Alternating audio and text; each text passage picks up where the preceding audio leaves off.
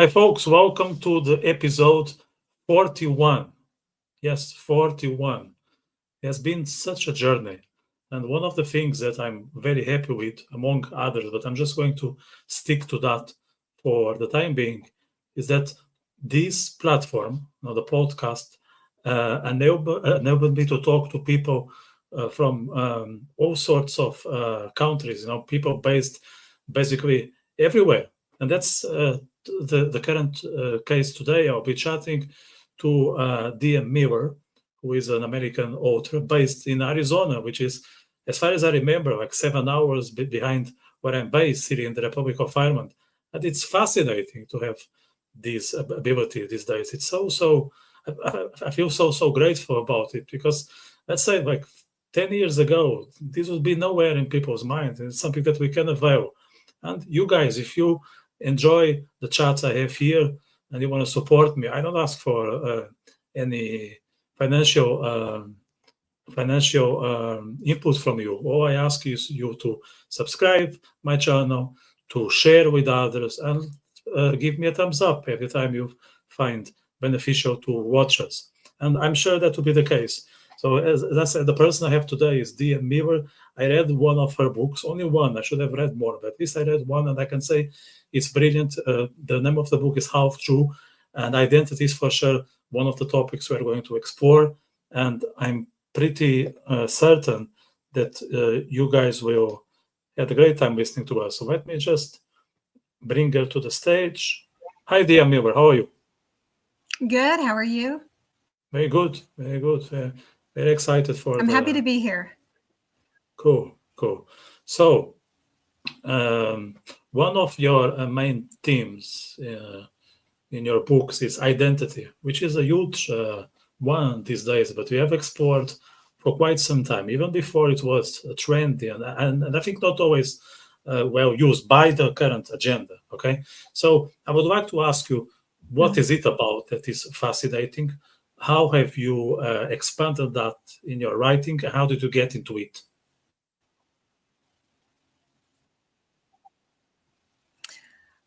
Well, identity, it's true that it does trend nowadays, but it's always been a big part of my life because um, I I am a half Jew myself, and so growing up in an interfaith family, it was always difficult to sort of figure out, well, who am I? My mother is German, and my father was a Jew. And so I was raised with no religion at all. And so my parents, they raised us as well, when you turn 18, you can figure out what religion you want to follow. And so it was very confusing growing up, trying to figure out, well, who are we? Um, and so, and also as far as the Jewish side goes, it was very confusing because my father would say that we were Russian. Sometimes he would say that we were Russian. Sometimes he would say Jewish, and I never understood that. And I do explain that in my book. And so it was always very confusing to me. I just didn't understand, what is my identity? I don't understand it. And it took me many years to figure that part out. I never heard the word Ashkenazi growing up. That was something that I learned as an adult, and many years into adulthood, I learned that word Ashkenazi. My father completely separated us from his family. We were completely isolated. He didn't speak to his family. So I didn't know my Jewish family. So I had to explore the Jewish side on my own, but I was very intrigued by my Jewish identity. Um, and so I needed to explore that. At the same time, I had German relatives who were anti-Semitic. Um, and so that probably brought me closer to my Jewish side and away from my German identity also. Um, and so, um, it identity is an interesting thing to me. Also, religion is an interesting thing to me. Religion is a big part of ethnicity. It's a big part of culture. So all of these things are intertwined, and they're just very interesting to me for that reason, the way I grew up. Yeah, It's a big part of our it's such a culture. combo. Yeah, it's such a combo. Yeah, I was not exactly. aware of how complex it is, but I think we could do one podcast just about that. That will be sufficient just for the next hour. Exactly. But it's Exactly. interesting. I think that's Yes. yeah, okay. So when it comes to writing, I think one of the things that It we do as absolutely is. writers And also as far as, yeah, is interrogating ourselves. So do you think I you was going get to into say, writing about in that? terms of, relationships. Hmm. Mhm. No, go ahead. Go ahead. How did I get into writing? Yes. I'm sorry, what was your question? I I think there is the 20 Oh, seconds how did I here get into writing about between that? it. Yes, yes, yes. Yeah, yeah. Well, because that's just a passionate, it's just a passion of mine, because I've always been a writer, since I was a child. And I thought, this is just something that I always wanted to write about. Religion, culture. And I, in college, I majored in Spanish, language, literature, and culture. And so I just love culture in general. And so once I started, I decided I wanted to write books later on in life. When I finally started, writing books and pursuing that avenue, um, I thought, I'm going to write about my own culture. And so, it just came naturally to me to write about all of these things that have, intrigued me my whole life. But as far as love, that was very interesting to me, because coming from my own interfaith background, I just thought, people fall in love. And when you look at somebody, you don't think, oh, what religion is he? You just fall in love, and you ask questions later. So that's really what my books are about. It's like, you don't say, oh, is he Jewish? You're attracted to people, and then the questions come later. But then, of course, then come all the problems, because then it's like, oh, okay, well, then when you meet the family, then, well, he's not Jewish, or he's not Muslim, or he's not Christian, or whatever it is. And then you have to tackle those important issues, and how is he going to fit into the family, and all of that. And then you do have hate. You do have, there are the stereotypes that the family has in their minds, and you have to tackle those issues. And that is really what my books are about, because it's not all like, you might think, people might see me on social media and think, oh, she's just some hippie, that wants, because she calls herself the interfaith queen, so that means that she wants everyone to just get along and, whatever. Mm. No, that's not what my books are about. My books tackle the real issues. Yes, people do meet and fall in love, but it's not just all hunky-dory. After that, you meet, you fall in love, but then comes the real issues of, oh crap, there are these issues. How do you get along if you come from two different backgrounds? You come from two different religions. You have two different belief systems. How can you make that work? And so that is what my books are about. Talking of social issues, not necessarily relationship, or let's say between people on the day-to-day life, but more on a social side of things. Like we started this conversation talking about diversity. What does that mean today? And it seems, and I would highlight the word seem, there is a huge appetite for diversity. But I find very, very often that even though there is this so-called appetite for diversity, there is no real place for Jews in that diversity. Is it something that you have experienced yourself, and how would you relate to that?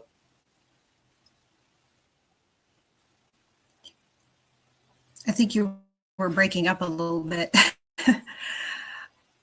I'm trying to piece together what you said because you broke up a little bit. Diversity. So you're asking, what have I experienced myself in terms of diversity? I can let me rephrase. Maybe let me just get back into it. So there is this old trend for diversity these days, especially coming from the left in the US. And I don't want to get too political here. We may a bit later, but my understanding is, as colorful as the rainbow is, it doesn't seem to have an exact place for Jews. Jews are treated differently when it comes to getting a space for that tribe. Have you noticed that, or is it just me?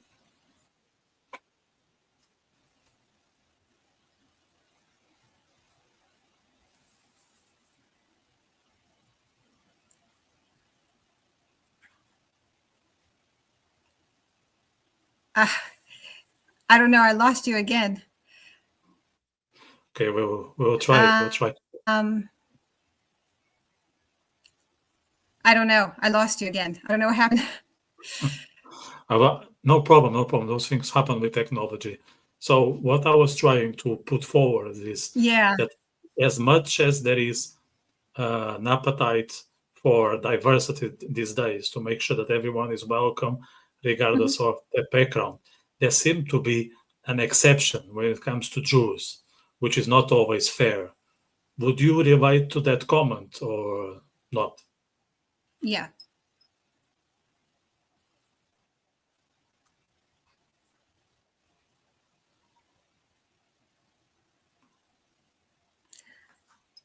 Okay, I missed part of what you said, but I caught the part about there's an exception when it comes to Jews, which is That's not all that always matters. fair. So I guess I got enough of what you said. So okay.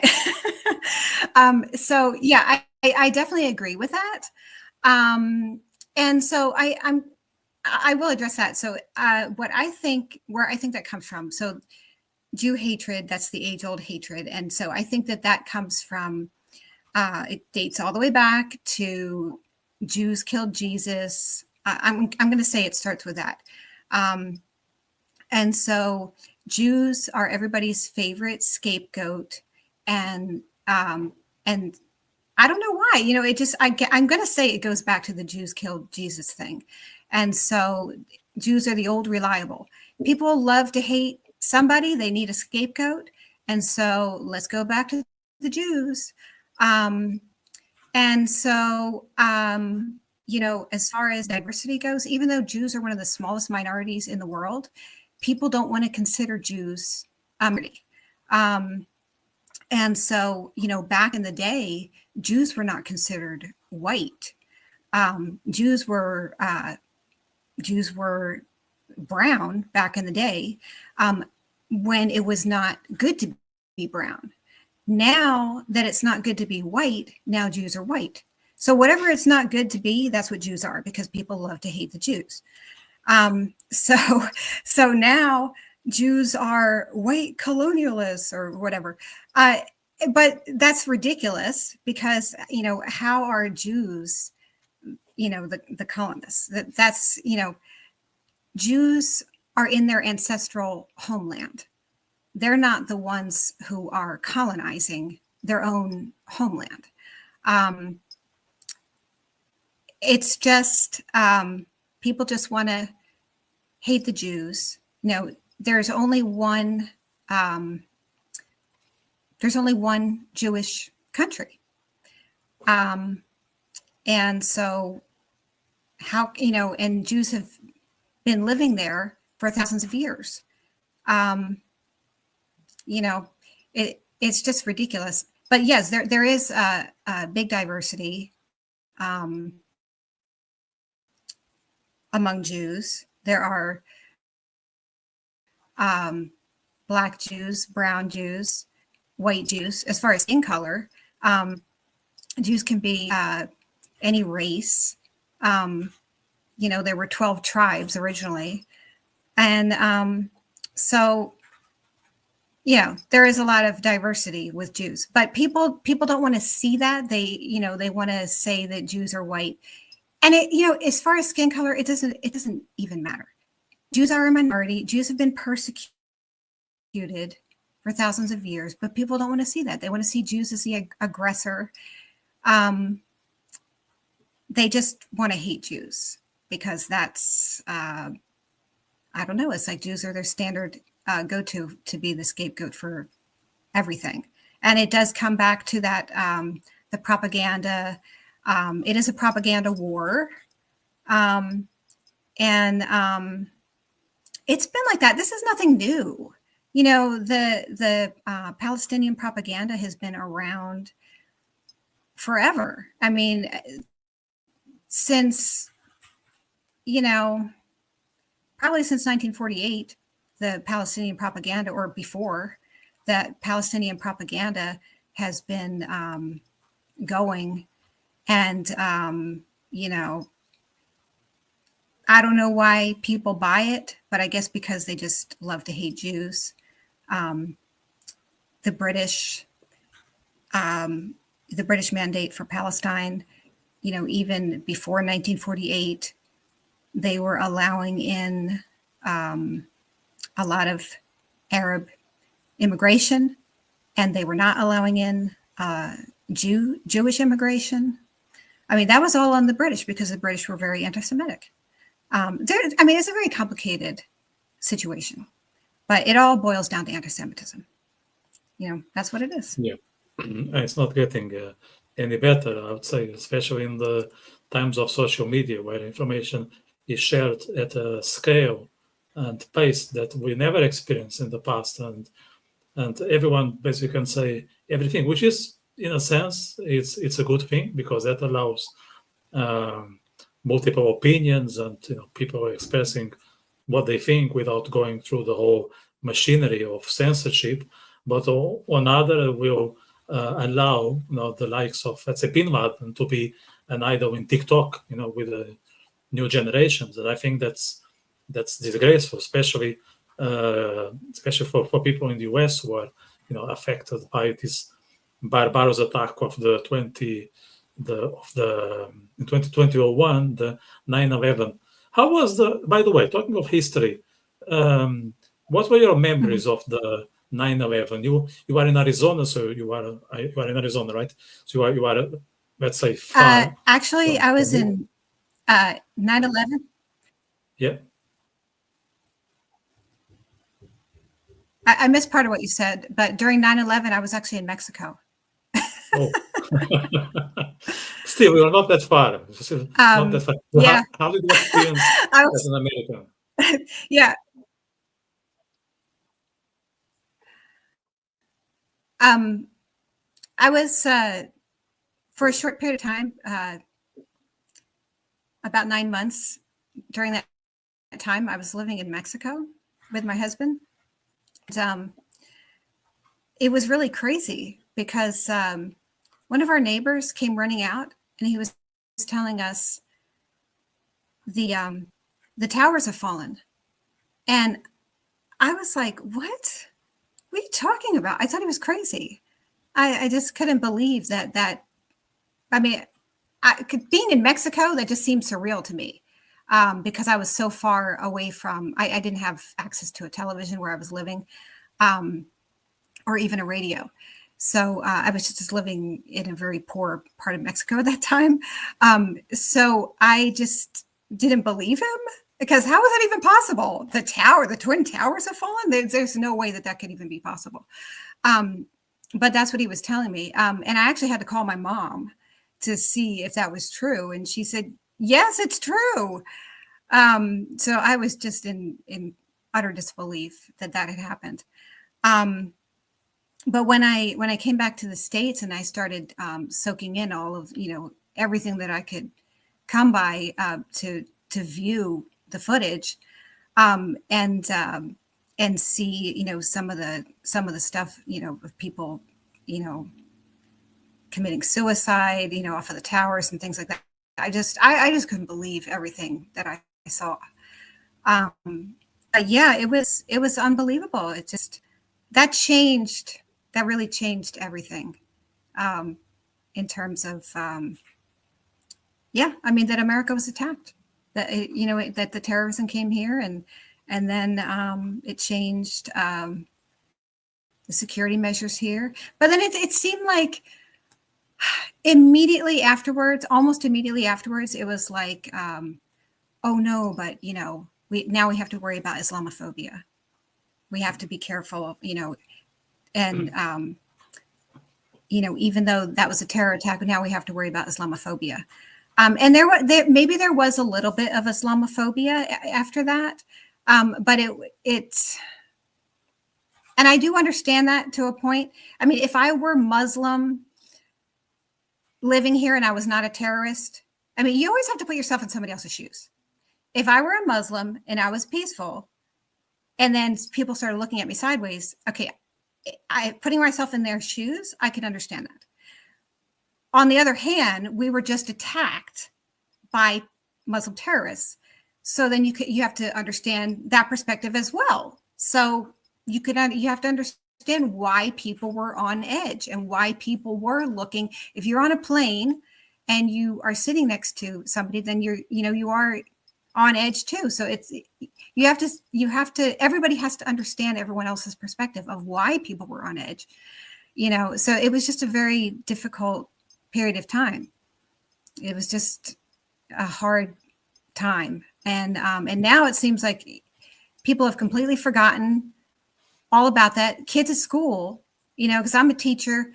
I'm not currently teaching now.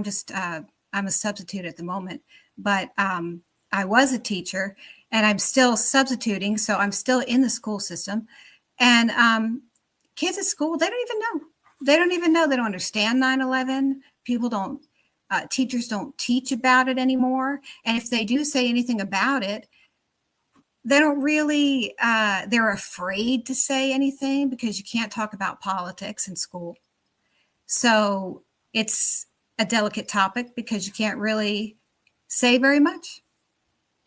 So it's sad that you can't, in the American public school system, you can't really say anything about 9/11. Not really. You can't really get into it because you can't offend anybody. Yeah, that's not very positive, I would say. I think the public school system is busy with things that are not that relevant. I think they are just good at the eye of public because they seem they are acting out on the defense of the minorities, which I think to me is just self-promotion. And there were some changes, and there are some changes recently in the US with the election of Donald Trump and the Republican Party. How do you see this for the Jewish community? Do you think they have reasons to be optimistic or not at all? Like, what would be your view of the Jewish people for the next 4 years with the new administration? How do I see them? Yeah, you keep breaking up. To be how do I see the Jewish people? If they have reasons to be optimistic or other concerned? Oh yeah, absolutely, absolutely. Optimistic. Mm-hmm. Yes. Yeah, definitely.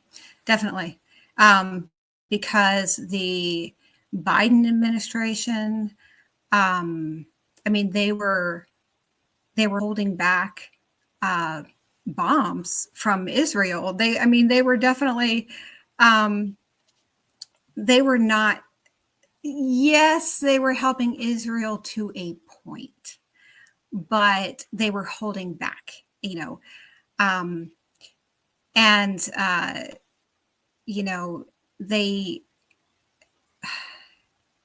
were playing both sides. And Trump is not going to be like that. Trump is definitely on Israel's side. He proved that during his first administration. And with Trump, we had peace in the Middle East. Trump moved the embassy to Jerusalem. And it's very interesting to me that people say that he's anti-Semitic. I don't even know where they get that from. I don't see where they get that from, that he's anti-Semitic. His daughter is Jewish. I mean, it's absolutely ridiculous to me that they say that he's anti-Semitic with everything that he has done for the Jewish people. He's done so much more for the Jewish people than the Biden administration did. He's done so much more for the Jewish people than the Obama administration ever did. And so I definitely think that that the Jewish community has a lot more to hope for with another Trump administration than they do than they would have had with Kamala. Yes, I know that she is married to a Jew, but I mean, for October 7th, she planted a pomegranate tree. I mean, I'm sorry, that was just absolutely ridiculous. I really have no respect for her whatsoever. I don't think that Israel would have had much hope with her as president at all. With Trump, we're going to have a strong leader. I probably shouldn't be saying that. I should keep my nose out of American politics. But I'm very hopeful with him. I think that Biden made us kind of a laughingstock in the world, and she would have kept on that tradition. But with Trump, we have a strong leader, and he's already been making things happen before he's even taken office again. So I think things are going to turn around finally. Yeah, I couldn't agree more with what you just said. I would subscribe from A to Z. Just switching from politics, we have a question here from the audience.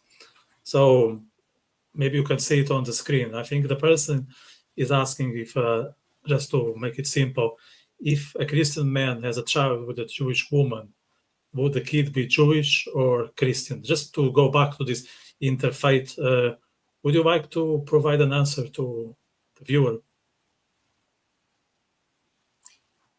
If a Christian man would have a child with a Jewish woman, oh, yes. Technically, according to Jewish law, then the child would be Jewish. Yeah, because that is what they call the mother law of Judaism. The mother, that's in layman's terms, they call it the mother law. So Judaism religiously goes through the mother. So as long as the mother's Jewish, then the children are Jewish. As long as the mother is Jewish when the child is born. If she converted to Judaism after the child is born, then no.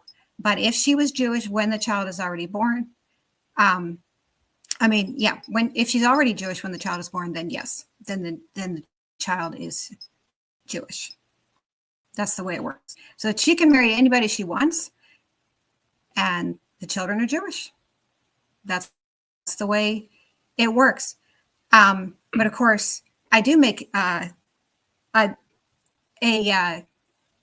of that in one of my books, in my Heart series, that it's kind of ridiculous. It can be ridiculous because let's say that a woman marries somebody who's not Jewish and then has a daughter, and then that daughter is ethnically half Jewish, and then that daughter marries somebody who's not Jewish, and then ethnically, let's say she marries somebody who's not Jewish, and then has a daughter, and then she's a quarter Jewish, and then she marries somebody who's ethnically not Jewish, and has a daughter who marries somebody who's not Jewish, and then ethnically that child becomes like an eighth Jewish. Ethnically, it really gets watered down, completely watered down. And it doesn't really matter the DNA aspect of it as far as religiously, But the point that I make with that is because some Jews, the ethnicity does really matter. To some Jews, it's like it matters a lot. To other Jews, it doesn't. But because you can convert, but Jews don't. They don't evangelize the way Christians do or Muslims do. So it's not, that's not like a thing to go out and try to convert people. But you can convert, and then you're 100% Jewish. But in my book Half Jew, that is my most popular book, and I've had a lot of people tell me that because my book Half Jew, I do focus on patrilineal Jews, and technically that's what a half Jew is. However, I've had matrilineal Jews tell me that they can relate to my book, even though a matrilineal Jew is technically 100% Jewish because it goes through the mother. But even though they're 100% Jewish, they don't always feel accepted. They are considered half Jews by some people because they don't have 100% DNA. They're just half Jews. And there are people that treat them as half Jews, because that's how some people are. Some people are just like that. And I've had people who are converts that also are treated that way. They're just not fully accepted. And they may have spent thousands of dollars on their conversion, and they're still not treated the same as somebody who is 100% Jewish. And so they've also told me, I love your book because I feel the same way. I feel like I have to. There is something to DNA. There's just something about being ethnically Jewish. And, it's a shame that there are people that are like that, but there are. It's just, it's just the way it is, And I was recently, there was somebody on Facebook that was just telling me that I was garbage because I'm only a half Jew. And, whatever, there's always haters out there, but it really, it bothers me, but I know I need to just be like, okay, whatever. 'Cause there's always people who are out there. There's always those sticklers for the rules. But at the same time, I've had people who tell me, oh, you have a Jewish neshama, which means a Jewish soul.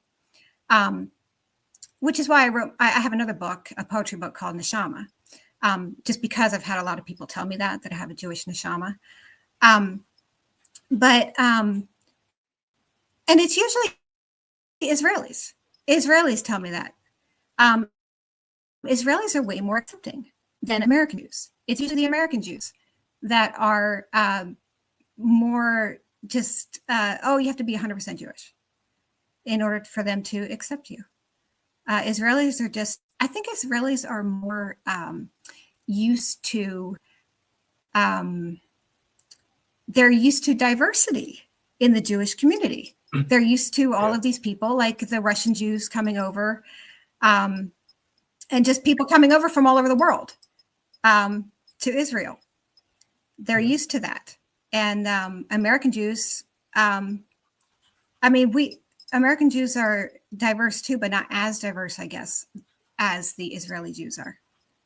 Yeah. So I guess that's why Israeli Jews are used to that. And also because in the IDF, you have people fighting for Israel, and you have half Jews fighting for Israel. And, if a half Jew is in there, Christians are in there. People from all over, Muslims are in there fighting for Israel. So they're going to be a lot more accepting, Yeah. And I would add that the Israelis don't have the urge to affirm their Jewishness. They are Jews by default. There is no question about it. So there is not that much of a necessity to tell the world that they are Jews, because there's no one that can question that. Okay. So I think there's no sense of insecurity about it. So they don't need to deal with that problem. But one thing that you touch base that I think is very interesting for the people out there who are not that familiar with Judaism in the way we are, is that the Jews are not very keen to conversion. When it comes to spread the word and make sure that the tribe is enlarging, and that's something that makes Jews quite different, let's say, from Christians and Muslims. Why do you think that Jews don't embark in that journey of converting the whole world?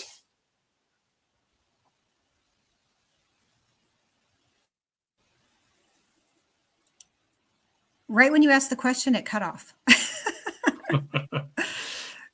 Yeah, So I will. I missed what you said. No problem.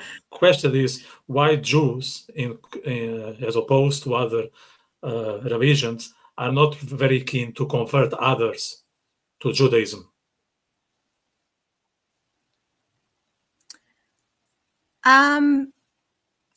That's a very good question. I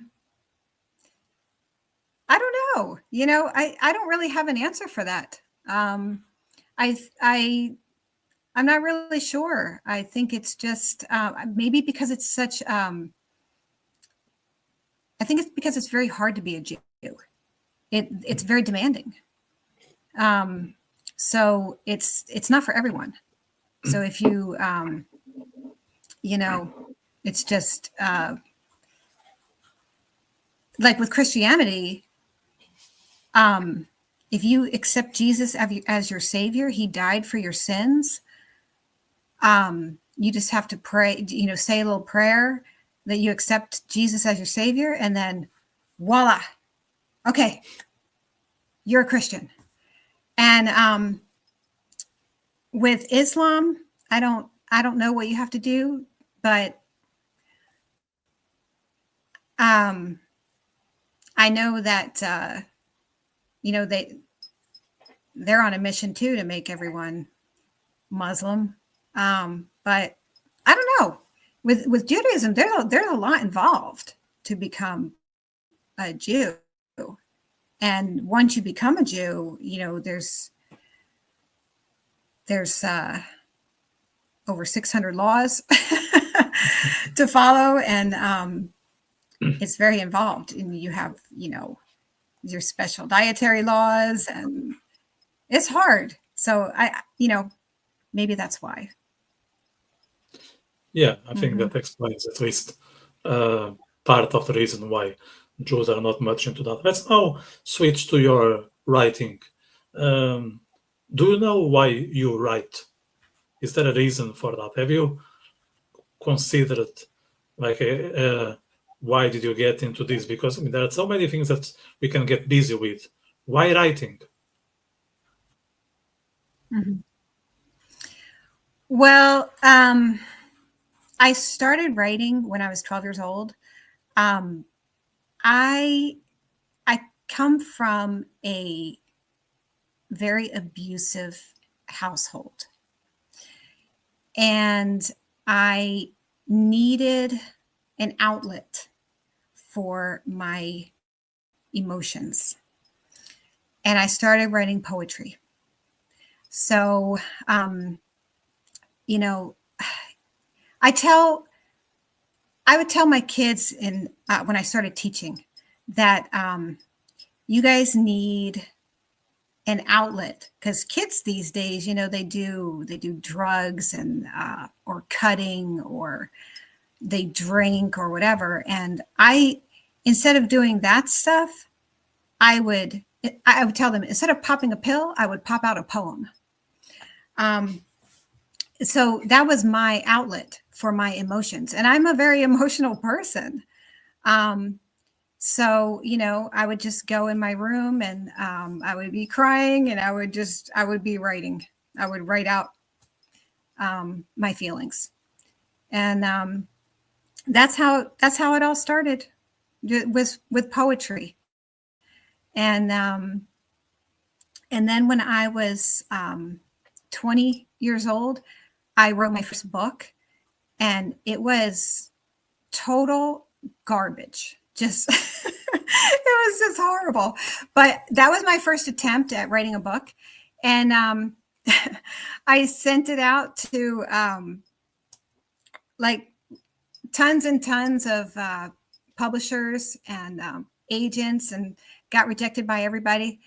And then I, cried and cried, and then and then I packed it away, and that was in the days where you had to send it out with a self-addressed stamped envelope, and then wait for it to come back, and then I waited a few years, and then I sent it out again to a whole bunch of different publishers and agents and everybody, and the same thing. But really, honestly, it was terrible.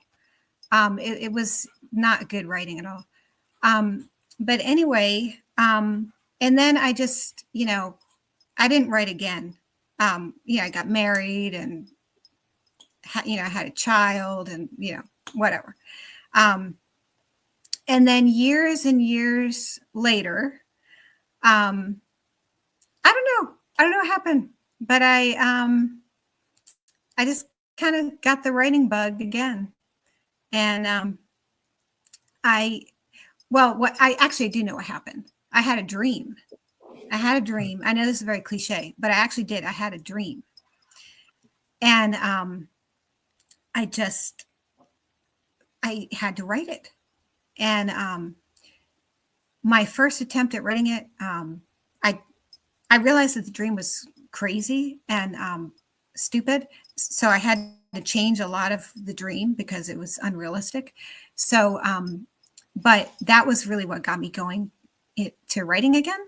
And I wrote that book in 3 weeks. That was The Religion of the Heart, but that was my first draft. The first draft was 3 weeks. And after that, though, it took me 4 years. It took me 4 years to actually end up publishing The Religion of the Heart. That was my debut novel. And that was really because after that, I learned about Amazon's print on demand. So that was back in 2011. 2011 is when I started writing it. That was my first draft, but it took until 2015 before I actually published it, because I was like going over it, with a fine-tooth comb. But I learned about Amazon's print on demand. And after the experience, like 20 years plus before, of sending out my first novel, and getting rejected a million times, and I learned about the print on demand, I was like, I'm not even going to try to send this out. I try. I was like, hey, I did. And you know what? And after I have heard about how these things go, and what the royalties are with self-publishing, and how nowadays, even if you are traditionally published, you're still expected to self-market anyway. I go with self-publishing along that route. So was the dream.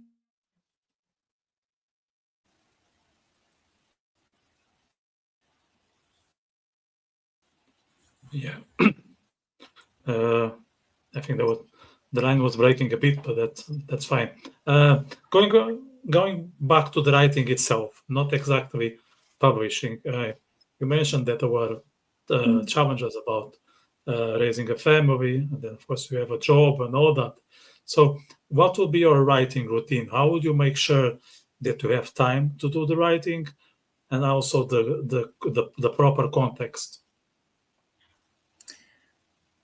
Well, it's actually been very difficult to write these past several years. to be honest with you. I was writing a lot for a while there. I was putting out a lot of books in a short period of time, and I was able to publish 9 books in, one right after the other. But it's now it's been very difficult, to be honest. Once I started teaching, everything just kind of fell apart because I taught for 4 years, and when I was teaching, I had no time, just no time at all. So then I stopped teaching, and I've just been substitute teaching. But even with that, I've the last few years have been hard because I've had a lot of difficulties in my personal life. To be honest with you, when my brother passed away, I don't know. I went through a period of mourning, and it's been hard. It's been hard, and it just feels like one thing after another. And when you go through a period of grief, it feels like the words don't come. You want to write. You feel like you should write, but the words don't come. I feel like you need to distance yourself from all of that before you can write about it. And so I guess I didn't get to that point yet. But then I did start to work on a couple of projects. But now at this point, I'm working very slowly compared to where I was before. Before I was just really knocking them out. And now it's slow going. But I'm writing just very slowly compared to before. Yeah. It's funny because most people who are not creators, they are just, let's say, readers or book fans, but not from an author perspective. They tend to think that if things are not going the creator way, then it's great because you can just write or paint or, I don't know, play piano against adversity. But I don't think exactly like that, because there is a degree of peace and harmony that we need to, let's say, write a novel. You may be able to compose a couple of poems here and there, but you won't have the structure to write something that requires, a pace, a dynamic, like you need to be there somehow, also some discipline. Would you resonate to this comment?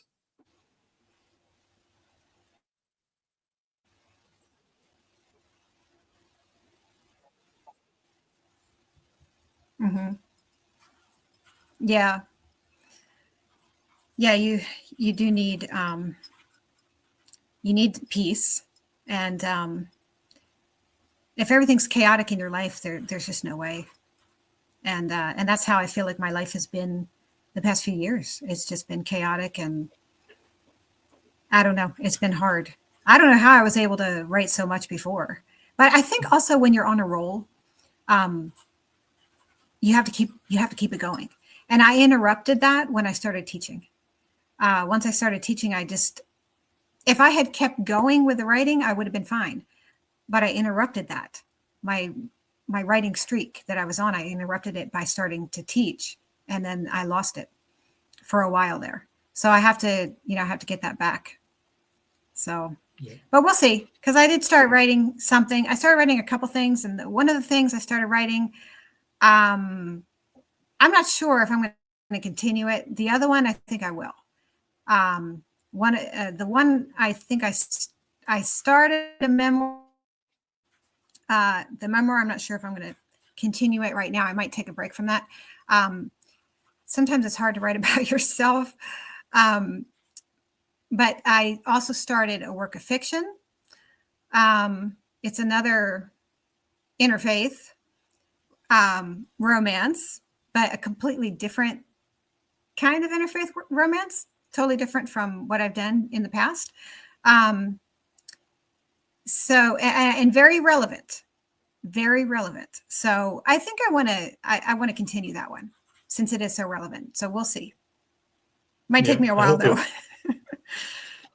Yeah, I hope you'll be able to do so. And I think like somehow life will offer you that opportunity that you'll be able to develop your creativity and all that. But as we are getting to 1 hour, there's still 10 minutes, but there was one question that I cannot dismiss. That's something I always ask my dear Americans when I have them here in my show. So I believe that America is still seen as the alpha country in the world. Okay, and there is some responsibility that comes with it, and also some opportunity, I'd say. So it's it cannot just be pinkish. So there are like both. There are like not both. There are like two ways to approach that. How do you see yourself as an American? In the 21st century, where America is still the country number one. Like, is it something that you guys perceive it even when you are there, or you need to be abroad to be told of that? Like, how would you relate to that role? I'm glad you still see us as number one, because I feel like we have really lost our standing in the world. I think that with Donald Trump at the helm, maybe we will get back to being number one again. I think that with the Biden administration, we really lost that a lot. And if Kamala had won, I think we would have continued to drop. And I don't know that we really still would have been number one. I think we were really losing our standing in the world. So if you still saw us as number one, that's great. I don't know how many people really did. I think that I don't know if a lot of people around the world are. I feel like a lot of people around the world hate America. I don't know if they hate America, they're jealous of America. I don't know what it is. I'm not really sure what it is, and I feel like there are a lot of American politicians are doing their best to make us sort of equalize us with the rest of the world, like maybe with Europe, instead of having us like they don't like American exceptionalism. They want us to be sort of on par with everyone else. And I don't agree with that. I think that we should be number one. I think what's wrong with American exceptionalism? What's wrong with being a world leader? We should be a world leader. We always have been. And we should set the example for everyone else. This is the land of the free. And there's a reason why immigrants want to come into this country, because it is a great country. And so, people are dying to get into this country for a reason. So, why try to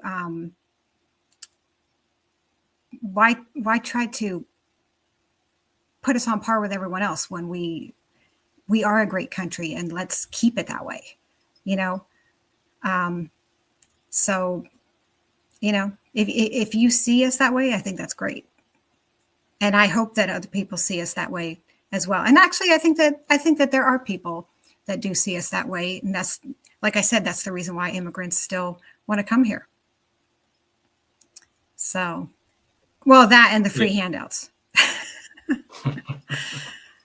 I like your optimism for the upcoming 4 years. Mm-hmm. And I've always but America is a great country. Yeah, 100%. And I think there are reasons to be confident with what's going to happen with the new administration. I think there's a lot of cleanup taking place within the government. So a lot of useless stuff will just be wiped out, and hopefully that will open avenues to explore things that have been dormant for some time. And I think Trump has the capacity to be that leader, to make sure that everyone is providing the best of themselves, under his, let's say, supervision.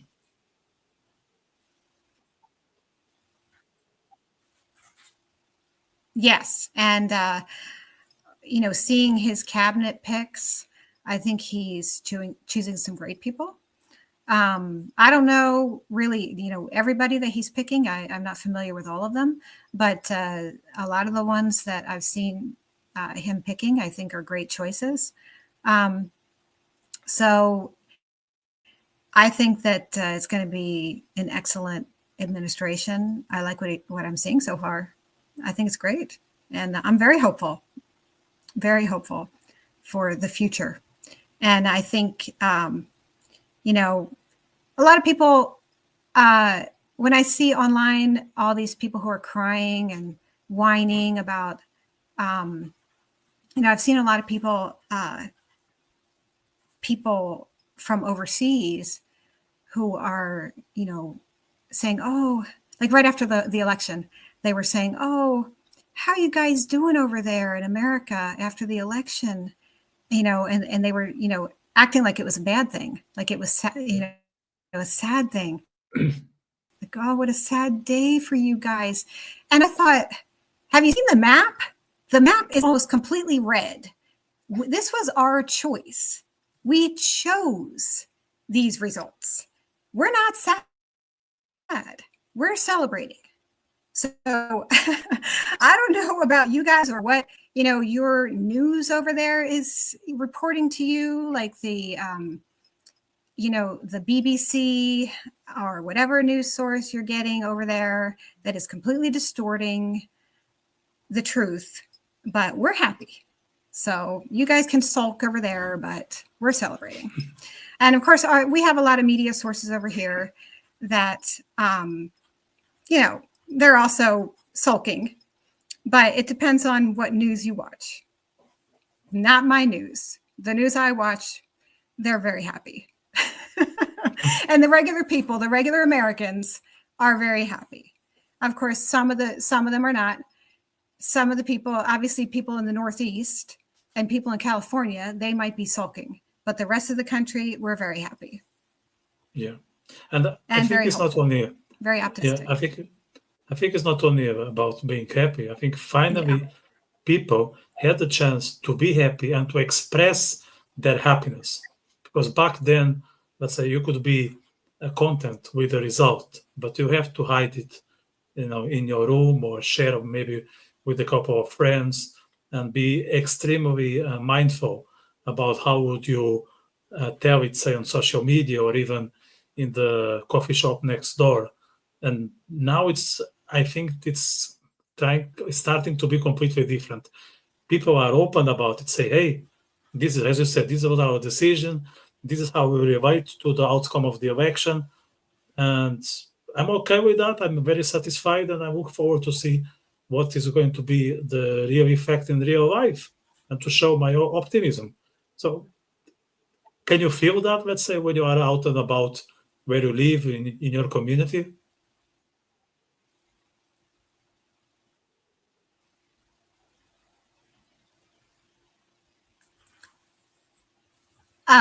Well, you broke up a little bit, but I think I kind of caught what you were trying to say. Well, I live in mostly a red state. So there are a lot of people that display Trump flags. So a lot of people around where I live, they proudly display that. But then there are other people that that are Democrats here too. So it depends on, it depends on where you are. And of course, in the school system, I can't. In the school system, you're not allowed to let your political beliefs known. I don't know if you can hear me. It looks like you're buffering, so I'm not sure if you can hear me. Oh, there you are. Oh, okay. Yeah. So, I wouldn't be able to say my political beliefs in school. Now, between teachers, they might, if there are no kids around. I do, like, most of the teachers that I know are Democrats. So I just keep my mouth shut while they rant and rave, and they're all upset and they hate Donald Trump. So I'll just keep my mouth shut. But as far as people in the street, I'll see pickup trucks driving by with Donald Trump flags or whatever. But as far as politics go, like my husband says, between friends, really, it's better to not say a word. It's better not to discuss religion or politics if you want to keep your friendships. That's the reality. Yeah. Unless you happen to know that you agree. But then you're preaching to the choir, as they say. Yeah, exactly. Look, let's finalize this episode with a message of hope. I think there is a sense of optimism in the air, so I hope to be translated into reality going forward. And not to forget your writing. I hope you'll be back to expand your creative ability. Hope there'll be like some peace, in your neighborhood and your house, in your head, more than anything else, because that's where everything starts and ends, like it or not. So I hope we'll be able to talk about some other books that we have published next time we jump in a call like that, and also to celebrate the Donald Trump triumph in the next few years. So thanks for this.